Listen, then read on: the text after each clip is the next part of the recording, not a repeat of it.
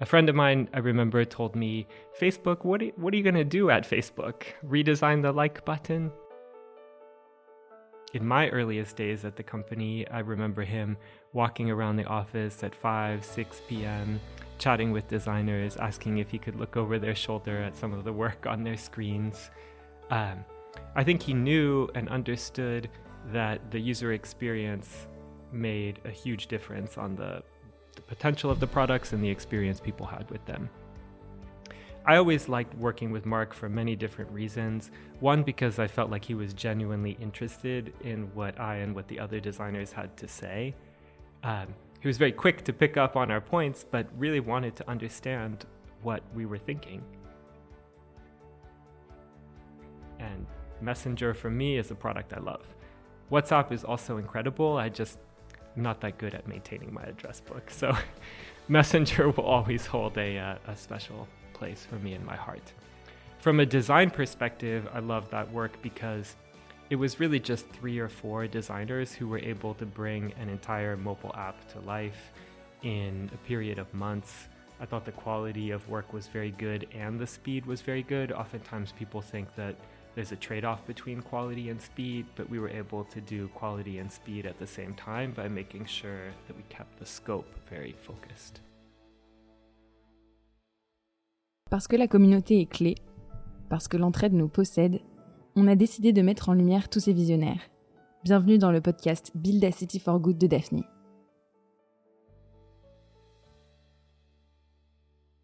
Hi everyone, welcome to the second episode of our podcast in English. For our first episode, we had the pleasure of speaking with Joy Howard from Early Majority, who shared with us her journey towards circular economy and bringing business and the environment closer together. Today, for the second episode, we're super pleased to welcome Luke Woods, ex-Vice President, Head of Design for both Facebook and Instagram. Welcome, Luke. Here with me today to co-host this episode is Olivia Mark, partner at Daphni. Hi, Olivia. Hey, Roxanne. I'm Roxanne, also partner at Daphni, and I'm super happy to share this episode with you guys. Our podcast's highlighting technology that's changing the world for better. While Meta isn't without its controversies, in the last 15 years, Meta's connected the world's populations, giving formerly underconnected regions access to the internet. That's why we're so happy to have you, Luke, to chat with us about the numerous projects you've worked on and how design played a role in that. So welcome, Luke. In a few words, you're a seasoned professional design enthusiast from Columbus, Ohio in the United States, currently living with your family in France. You spent 12 years in the company now known as Meta, leading design for Facebook and Instagram. You've been at the forefront of driving innovation and strategic initiatives within the design teams, making an impact on both companies and the tech ecosystem as a whole. You've been on sabbatical for a few months, enjoying Paris. I'll stop here because no one can share your story better than yourself. Let's kick this episode off together. And before we dive right in, please can you share with us a little more about yourself? Who are you? What did you dream of as a kid? And what are you passionate about? Thank you, Roxanne and Olivia. It's my pleasure to be here with you today. Growing up in Columbus, Ohio, it was a great place to grow up. And it's a place that also helped me to foster a sense of imagination. I like to play outside, I like to go for a walk in the woods, and I had plenty of space for my mind to wander and to think about and to imagine different things. In Columbus, I was very lucky because I was able to discover design at an early age. Most people don't learn about design until much, much later in their life, but almost in my parents' backyard was a design consulting company in the 80s called Richardson Smith. Later, it was called Fitch. And that was like the heyday of the design consulting company. And I could go for a walk in the woods past that company. My mom was a career coach and my dad a professor, and they encouraged me at a young age to try to get exposed to different professions and careers. I remember shadowing a lawyer and thinking, maybe that's not for me. An architect, maybe even a little bit too mundane. And eventually I came to design through the folks at Richardson Smith Fitch. And And that was just the coolest thing in the world. I couldn't believe that folks were able to do that for their job. Imagine new products, imagine new experiences, and try to bring them to be. Oh, that's so cool. So was there one brand or user experience that really got you hooked on design? Is there something you really remember from your childhood? In a way, growing up in Columbus, I remember not many things being designed. So Fair. kind of like exposure to Apple products, like the Newton, exposure to Richardson Smith. One of their big success stories was designing the zip drive, 100 megabyte external storage disks. But I specifically remember that they worked on that and the concept that they had for naming all the different storage devices from iOmega. Zip, Jazz, these were all names that they imagined as pet names for your dog or cat at home. I love it. I guess after Columbus, you shared with us that you went on to studying design. And it's kind of through those studies and then what you did just afterwards that you got into Facebook. But maybe you can share a little bit about those few early stages and then we'll get on into how you got into Facebook, but it's intertwined. So maybe you can start with this. I went to design school at the University of Cincinnati. I was so lucky to have such a great design school in Ohio, not very far from home. DAP, it's called to those in the know. It's an amazing design school. Really interesting people have gone there. For instance, the graphic designer Michael Beirut. I was fortunate enough to go there for a 5-year course of study with a blend of design classes and practical experience with internships in different companies. Most of my friends at DAP, when they graduated, were so ready to go work in the professional environment. They felt like they had been ready for years. While I was in Cincinnati, I also had the chance to study abroad in Basel, Switzerland briefly. Yeah. And I remember in Basel, every student I met had the opposite perspective. They said, wow, I have so much to learn. And so anyway, I left DAP when I graduated and decided to move to Seattle, Washington, to the University of Washington, where I went to graduate school and studied interaction design. At UW, I had a few students in a design foundation class that I was teaching who would go on to have a remarkable impact on my life. One of the students was trying to drop out of school at UW to go and work at Facebook. He was never quite able to do so. He did manage to convince them to give him an internship. A few years later, it was that very student who ended up pulling me and several of his other friends from the University of Washington down south to join him at Facebook. And I'm forever grateful. Wow. So I guess from those two first moments in life you share, from trying out with different trades, a lawyer, an architect, and from following people in your environment, that's already 2 life lessons that we can share with our audience today. Huh? Mm-hmm. Cool. So you got into Facebook through your network, but did you get attracted to Facebook for other stuff? Like, you know, we think of Facebook as this big, amazing company. What attracted you? So when I was talking with Facebook, I was working in design at the design consultancy IDEO. It had been a dream to work at a place like IDEO that's so iconic. There were lots of interesting people there. I'm not even sure that Facebook was really on my radar as a product to be designed at that moment in time. A friend of mine, I remember, told me, Facebook, what are you going to do at Facebook? Redesign the like button? True. Funnily enough, I met the person who designed the like button, and they're an incredible designer. Another friend of mine, a doctor, told me, he said, Luke, Facebook is one of the products of the time. I think you need to go there. And I thought about that comment, and I realized that Facebook was building social products. And I kind of realized, wow, everything in the world happens in a way that's mediated by social connection. That's what opened up the conversations for me at Facebook. That's what brought me into the field of design in the first place. that's powerful for so many open-ended and different possibilities. So I decided to take a risk and go to Facebook. I was not sure at all if I would fit in at the time. The way that Facebook thought about design was kind of a combination of design and front-end engineering for a product that hundreds of millions of people were using. Not just the ability to prototype or something like that, but real production quality front-end engineering. My first days at the company were spent in engineering boot camp, where I really felt like a fish out of water. I ended up dropping out of engineering boot camp to start trying to solve some practical problems that the company was facing at that moment in time.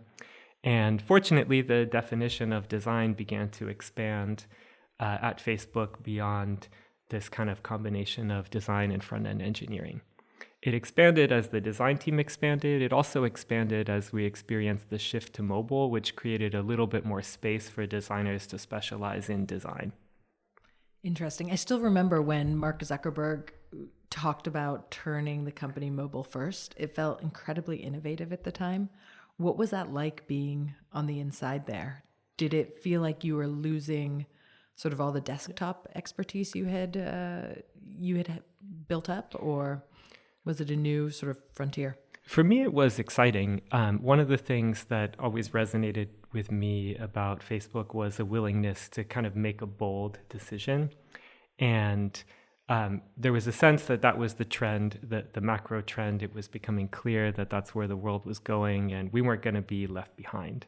Mark talked commonly about companies that were left behind. They became too focused on the things that they had done in the past and not enough on what was coming up next. Xerox.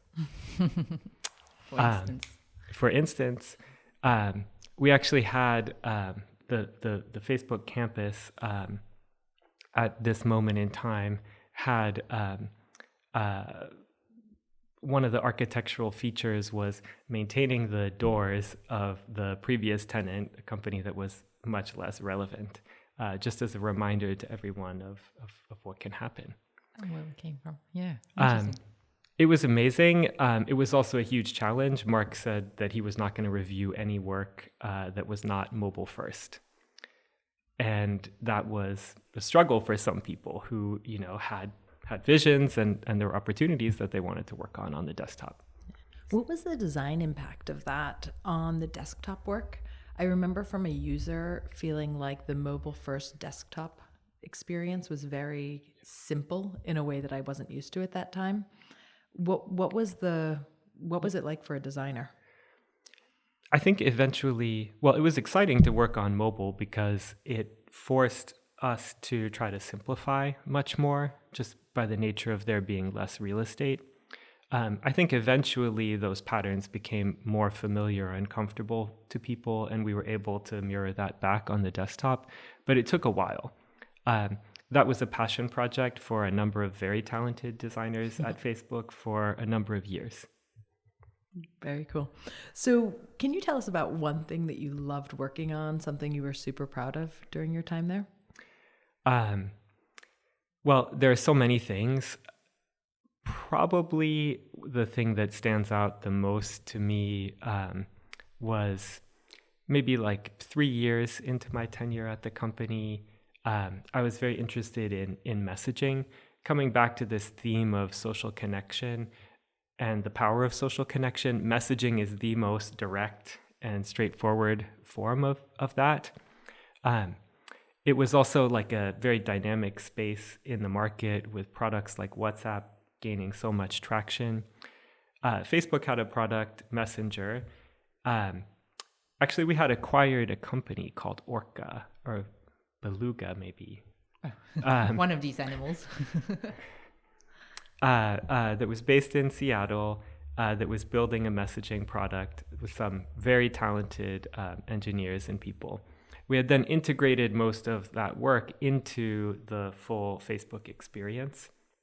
But there were a number of us, some from a more intuitive perspective, some from a more data-driven perspective, that were developing this opinion that we couldn't provide the best mobile messaging, the best communication experience within the overall Facebook product. We needed a dedicated product to meet people's expectations.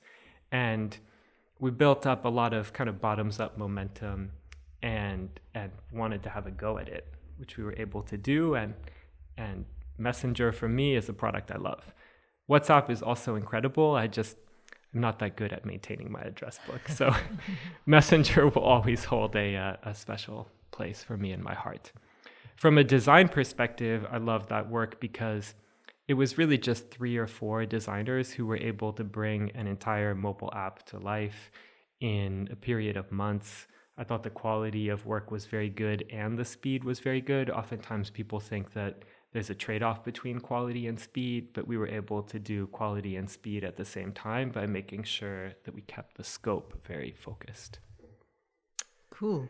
And you mentioned Mark a few times in our conversation. Obviously, an incredible entrepreneur and founder to be working with. Do you have a few insights of how was your relationship? What did you learn from him? Was he inspirational in the design work that you did? Mark was really close to design and to designers. I mean, he established design at Facebook at a very early stage in the company's growth. He, in my earliest days at the company, I remember him walking around the office at 5, 6 p.m., chatting with designers, asking if he could look over their shoulder at some of the work on their screens. I think he knew and understood that the user experience made a huge difference on the potential of the products and the experience people had with them. I always liked working with Mark for many different reasons. One, because I felt like he was genuinely interested in what I and what the other designers had to say. He was very quick to pick up on our points, but really wanted to understand what we were thinking. I also really appreciate his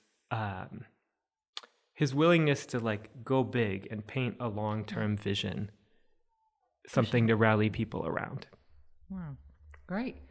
I guess, Olivia, do you want to carry on? Yeah. So France. What brought you to France? My partner, Anne, grew up in France, back and forth between France and the US, I suppose. But France kind of feels like home to her. She moved to the US permanently when she was 11 years old, and she had been interested in coming back at some point as an adult. We have 2 children, 2 and 6 years old. And it seemed like it might be a good time for a big adventure with young children when they're very malleable. I was interested in trying something new and big and different, especially coming out of the lockdown and COVID, which in San Francisco just really lasted a long time. So we decided to make a bold move and come here to Paris. I relocated with Meta. And yeah, Paris is an amazing place, but it's also a big challenge. We are definitely in the process of adjusting. Totally get that. I moved over when my kids were 4 and 6, and it took definitely a good year and a half before we got used to everything. It's a humbling experience to go from like knowing how things work and like how to get everything done to building all of that up from square one. So, I don't always feel like I know how to be an adult here. Like the simple things of how do you file your taxes? Like what are you supposed to do when your kid's sick? So what do you miss about America? I mean, as an American, and maybe this cuts both ways, but I mean, one of the things I miss is the positivity. Totally. I'm excited about this. It's just it's a little bit different, of course, the culture here in France. Oh, well, maybe because Olivia, you were saying you have difficulties with French words sometimes. Oh, you were sharing an example. I've never been able to say the French word for squirrel, which I think is écureuil. Écureuil. Do you have one of those tongue twisters that you can't say? I mean, the R is so difficult. We just had the Epiphany Galette des Rois. Particularly the R at the beginning of the word. Roi. You were saying when a word says the same different meaning, but same word. Yeah. Well, I had to come to you, Roxanne, for help with c'est chaud. C'est chaud. I was like, is that a good thing or a bad thing? And she's like, well, It depends. That's a funny one. When we were preparing this podcast, Luc, you took me back to the early design days of Facebook when we could see what our friends were listening to. I think it was a listening to feature or something. What would you be listening to today if that feature was still on the main page of Facebook? I might be with Olivia listening to Radiohead. Amazing. Tom York was here with his new band a few months ago. It was great. All right. And maybe one final question. How do you disconnect from all these social apps? For me, actually, disconnecting is not that hard. I'm kind of a quiet person. I recharge with having a little bit of quiet space. So that comes quite naturally to me. All right. Here comes from a professional of social apps. Well, thank you to both of you, Olivia and Luc. Luc for joining us today and Olivia for hosting this episode. If you listened to this episode and liked it, please share it. And also please join us for the next episode to come. Thank you, everyone. Thank you so much. You.